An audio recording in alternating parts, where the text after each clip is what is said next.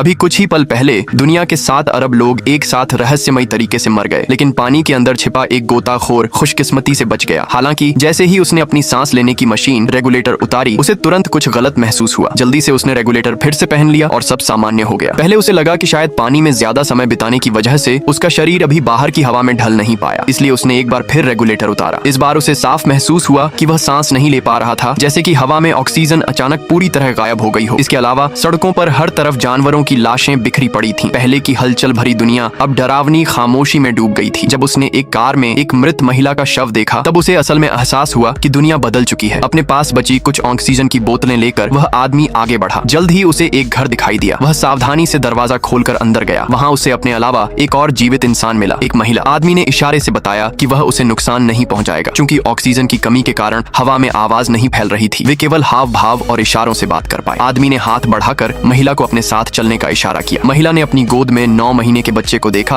और आखिरकार उसने आदमी के साथ जाने का फैसला किया। जाने से पहले उन्होंने अपनी अपनी ऑक्सीजन बोतलें एक गाड़ी में लाद लीं, लेकिन आदमी की नजर बार बार महिला की ऑक्सीजन बोतलों पर जा रही थी। फिर वह अपनी बोतलों की संख्या देखता। उसने मन ही मन प्रार्थना की कि सबसे बुरा न हो, लेकिन सड़क पर का मंजर दिल दहलाने वाला था। जहाँ तक नजर जाती वहाँ सिर्फ इंसानों की लाशें ही दिखाई देती थीं। वे पास के सुपरमार्केट में सामान ढूंढने गए, लेकिन मृत कर्मचारियों के अलावा उन्हें एक भी ऑक्सीजन बोतल नहीं मिली। महिला ने उम्मीद भरी नजरों से फोन उठाकर पुलिस को कॉल करने की कोशिश की, लेकिन बार बार कोशिश करने पर भी दूसरी तरफ कोई जवाब नहीं आया। मजबूरी में दोनों ने फिर से रास्ता पकड़ा। वे सबसे ऊंची पहाड़ी पर पहुंचे। महिला ने अपने पास का अलार्म बजाया और आदमी ने आखिरी बचे स्मोक बम को जला दिया, उम्मीद में कि कोई और बचा हुआ इंसान उन्हें देख ले। लेकिन सूरज डूबने तक कोई मदद नहीं आई। अब उनकी ऑक्सीजन बोतलें भी खत्म होने को थीं। दोनों ने एक दूसरे को देखा, जैसे मौत का स्वागत करने को तैयार हो। तभी दूर के आकाश में एक खूबसूरत आतिशबाजी फूटी। दोनों खुशी से उछल पड़े और तुरंत आतिशबाजी की दिशा में गाड़ी चलाने लगे। आखिरकार वे एक चमचमाती विला के पास पहुंचे। दोनों सावधानी से अंदर गए। वहाँ एक रिकॉर्ड प्लेयर से सुरीली संगीत की आवाज आ रही थी, लेकिन सोफे पर बैठा व्यक्ति पहले ही दम तोड़ चुका था। पता चला कि वह आतिशबाजी उन लोगों ने अपनी आखिरी सांसों में मदद के लिए छोड़ी थी। भले ही संगीत सुनाई नहीं दे रहा था, दोनों ने आपस में गले लगकर धीरे धीरे नाचना शुरू कर दिया। मौत से डरने के बजाय उन्होंने उसे गले लगाने का फैसला किया। उनकी ऑक्सीजन खत्म होने वाली थी। दोनों ने मिलकर महिला की बची हुई 2 बोतलें उठाई। आदमी ने अपनी बोतल बदल ली, लेकिन महिला को पता चला कि उसकी बोतल खाली थी। उसने आदमी से अपनी बोतल वापस मांगी, लेकिन आदमी ने गुस्से में इनकार कर दिया। इसके बाद दोनों में झगड़ा हो गया। आखिरी बची ऑक्सीजन बोतल के लिए मारामारी में आदमी गलती से गिर गया और फर्श पर पड़े हिरण के सींग से उसका फेफड़ा छिद गया। अब भले ही ऑक्सीजन बोतल थी, वह सांस नहीं ले सका। महिला को तुरंत अपनी गलती का एहसास हुआ और वह रोने लगी। अब वह इस दुनिया में अकेली रह गई थी। दुखी होकर उसने अपना मास्क उतार दिया, लेकिन हैरानी की बात थी, उस समय पृथ्वी पर हवा फिर से लौट आई थी।